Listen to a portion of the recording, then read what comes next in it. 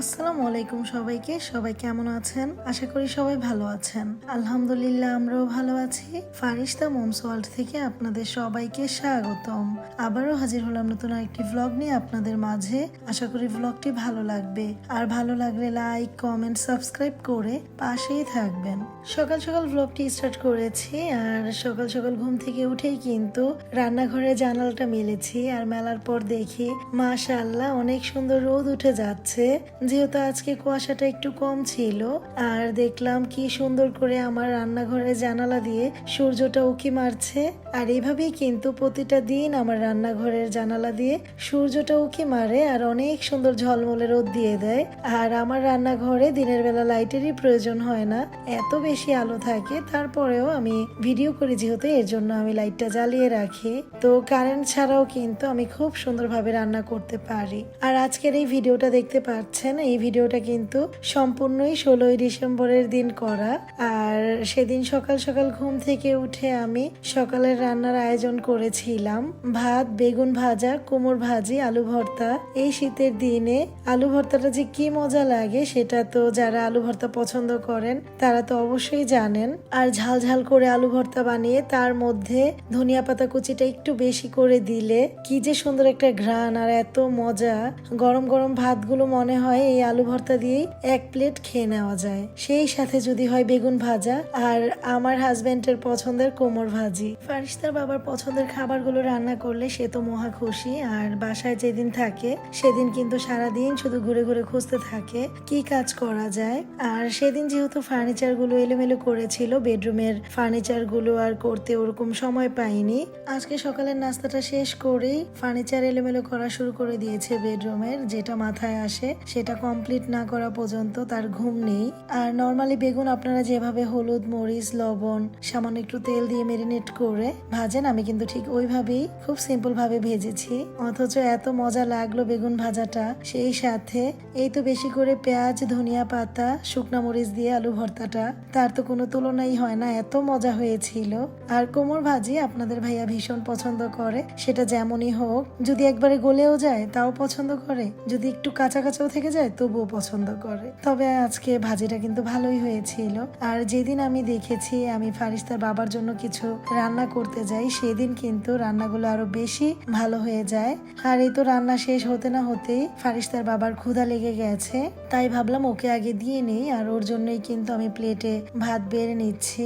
ভাতটা একটু আগেই বেড়েছি যেহেতু অনেক গরম, তাহলে একটু ঠান্ডা হবে। আর এখন কিন্তু প্রায় 8:30টার মতো বাজে আর এত সকালে ক্ষুধা লেগে গেছে। আসলে আজকে সকালে আর চা খাওয়া হয়নি, ভেবেছি সকালের নাস্তাটা শেষ করে তারপরে চা খাবো। আর এত কাজের ব্যস্ত হয়ে গিয়েছিলাম আজকে কিন্তু চা খাওয়াটাই হলো না। আর তারপর সকালের নাস্তা করে ফারিস্তার বাবা ওই প্লেটটাই রেখে দিয়েছে আমার জন্য, ওইখানে আমিও নাস্তা করে নিয়েছি। ফারিস্তার বাবার এইটা কিন্তু আমার কাছে ভীষণ ভালো লাগে। ও যখন ভাত খায় বা কিছু খায় আমাকে খাওয়ার জন্য পাগল বানিয়ে ফেলে। আর যদি আমি তখন নাও খাই, ওর প্লেটের মধ্যে অল্প কিছু ভাত সহ রেখে দেবে, এটাই বসে পড়ো, এটাই বসে পড়ো বলতেই থাকবে। আর আজকেও কিন্তু ঠিক ওইটাই করেছে। আর আমি ওই প্লেটে নাস্তাটা করে নিয়েছি।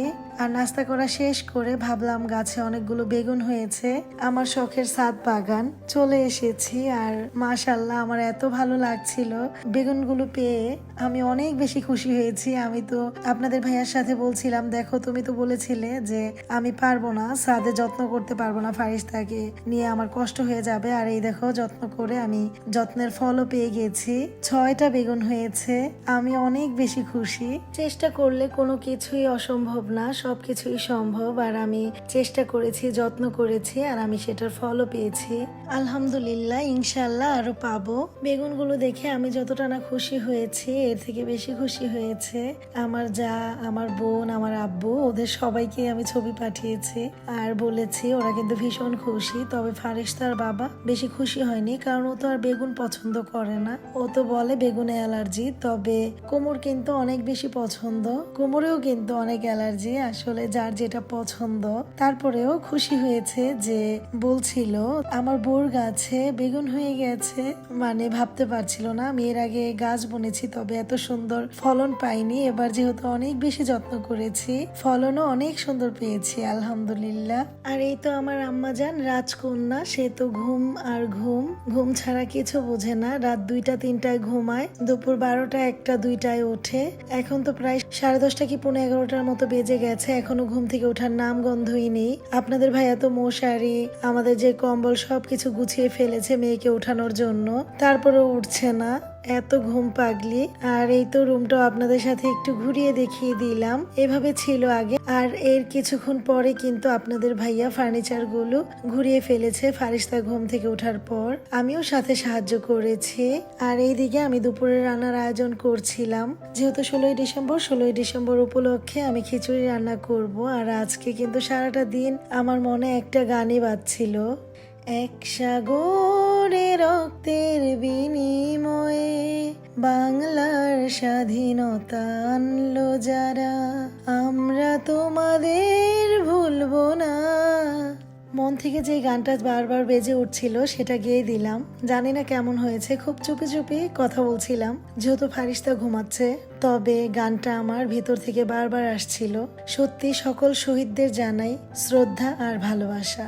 দেশটা তো স্বাধীন হয়েছে, আমরা কি স্বাধীন? আমার তো মনে হয় এখনো আমরা স্বাধীন হইনি। আমরা নারীরা কোথাও গেলে স্বাধীনতা পাই না, কোথাও গেলে শান্তি পাই না, সুরক্ষা পাই না। কোথাও যাওয়ার আগে পারমিশন লাগে, বিয়ের আগে বাবার বাড়ির, বিয়ের পর স্বামীর বাড়ির। আমরা কোথায় স্বাধীন? আমরা তো স্বাধীন না। আমরা মেয়েরা যারা মধ্যবিত্ত পরিবারে গ্রামে বড় হই তাদের তো সব কিছুতে শিকল পড়া। আমরা যখন বেড়ে উঠতে থাকি তখন আমাদের সব কিছু চিন্তা ভাবনা তখন আমাদের একদম বেঁধে দেওয়া হয় শিকল দিয়ে। আমাদের বাবা মা, আমাদের আত্মীয় স্বজন সবার মাথায় শুধু একটাই কথা, সমাজের লোক কি বলবে, মেয়েটাকে ভালো জায়গায় বিয়ে দিতে পারবো তো? এর জন্য সবকিছু দায়ভার একটা মেয়ের কাঁধে চাপিয়ে দেওয়া হয়। কখনো যদি স্কুল থেকে পিকনিকে যাওয়া হয় সেটাও যাওয়া যাবে না। একটা ইয়াং মেয়ে কোথায় গেল সারাদিনের জন্য পাড়া প্রতিবেশীদের কাছে কৈফিয়ত দিতে হবে। একটা মেয়ে সুন্দর একটা মনের মতো ড্রেস পরতে পারবে না, এটা কি পরেছে, এটা কোনো ড্রেস হলো নাকি, কেমন দেখা যাচ্ছে। শুধু গ্রামের মানুষের চোখে যেটা ভালো লাগবে সেটাই পরতে হবে। অনেকে তো বলেই ফেলবে জামাটা এত ফিটিং কেন, আবার কেউ কেউ বলবে জামাটা এত লম্বা কেন, কেউ বলবে জামাটা এত শর্ট কেন। বিয়ের আগে তো কখনো যদি ইচ্ছে হতো বান্ধবীদের সাথে একদিন একটু বান্ধবীর বাসায় থাকবো, সেটাও মা শুধু আব্বুর অজুহাত দিত, বলতো তোর আব্বু তোকে মেরেই ফেলবে, খবরদার বাসা থেকে এক পাও বের হবা না, স্কুলের টাইম শেষ হলে যেন বাসায় দেখি 1 সেকেন্ডও যেন দেরি না করি। আর বিয়ের পর নতুন নতুন হাজবেন্ডকে নিয়ে একটু ঘুরবো, পাড়া প্রতিবেশীদের চোখে পড়ে যায় ছেলেটা একদম বউ পাগল হয়ে গেছে, বউটাকে নিয়ে সারাক্ষণ এদিক ওদিক ঘুরে বেড়ায়। তার কিছুদিন পর যদি আর কোথাও ঘুরতে না যাওয়া হয় তখনও কিন্তু প্রবলেম, তখন বলবে স্বামীটা মনে হয় বউটাকে পছন্দই করেনি, কোথাও ঘুরতেও নিয়ে যায় না। এরপরে যখন একটা বেবি হয়ে যায় তখন আবার হাজবেন্ড অজুহাত দিবে বাচ্চা ছোট, এখন আর কোথাও ঘুরতে যাওয়া লাগবে না, বাচ্চার ঠান্ডা লাগবে, বাচ্চার অসুবিধা হবে, প্রবলেম হবে।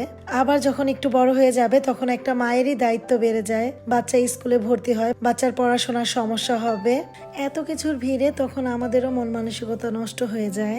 অনেক কিছুই প্রবলেম, আসলে সবার ক্ষেত্রে এক না, তবে আমাদের মতো মধ্যবিত্ত ফ্যামিলির মেয়েদের ক্ষেত্রে আমার মনে হয় এরকমটাই হয়। যাই হোক, জানি না আমার কথাগুলো যদি কারো কাছে খারাপ লেগে থাকে অবশ্যই ক্ষমা সুন্দর দৃষ্টিতে দেখবেন, আপনাদের আপন কেউ মনে করে। আর যদি ভালো লেগে থাকে অবশ্যই ভিডিওটিতে একটা লাইক দিয়ে চ্যানেলটির পাশেই থাকবেন। আপনাদের একটা লাইক আমার ভিডিওটিকে আরো অনেকের কাছে পৌঁছে দিতে সাহায্য করবে, আপনাদের একটা কমেন্ট আমাকে অনেক অনুপ্রাণিত করে, আপনাদের সাবস্ক্রাইব আমাকে অনেক বেশি আগ্রহ যোগায় একটা ভিডিও করার।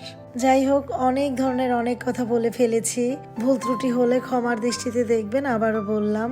আর কথা বলতে বলতে এদিকে আমার খিচুড়ি রান্নাও হয়ে গেছে। কিছুদিন আগেও আমি খিচুড়ি রান্না করেছিলাম, সেদিন আপনাদের ভাইয়া বাসায় ছিল না, মনটা ভীষণ খারাপ লাগছিল, যেহেতু ফারিস্তার বাবা খিচুড়ি ভীষণ পছন্দ করে। আর এই যে মাখো মাখো খিচুড়িটা তো তার একদম প্রিয়, সব খাবারের শ্রেষ্ঠ খাবার, আর এর জন্যই আমার মনটা খুব খারাপ লাগছিল। তাই ভাবলাম আজকে যেহেতু 16ই ডিসেম্বর অনেকেই খিচুড়ি রান্না করবে, আর আর আমাদের এইদিকে স্টানে দোকানের সামনে আবার অনেক যুবকরা মিলেও অনেক বড় বড় ড্যাগে খিচুড়ি রান্না করে। তো আমি অল্প করেই বাসায় নিজেদের জন্য একটু আয়োজন করেছি, আর খিচুড়িটা ভালোই হয়েছিল।